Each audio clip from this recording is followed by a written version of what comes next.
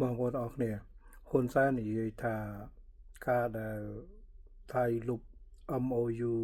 2001ចោលគឺកំពុងធ្លាក់ចូលក្នុងអន្ទាក់របស់កម្ពុជាហើយណាអន្ទាក់របស់ហ៊ុនសែនចឹងទេខ្ញុំក៏ចង់ប្រាប់បងប្អូនដែរថាកោះត្រល់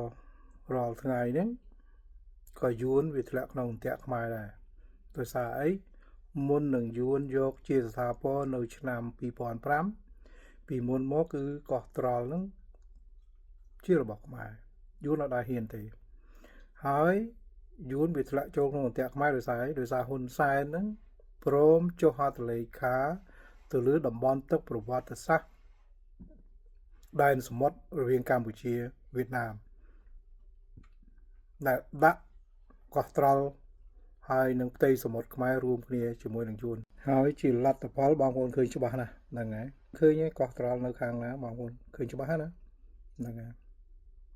បាទឥឡូវគំរូដូចគ្នាទៀតសាធ្លាក់ចូលអន្ទាក់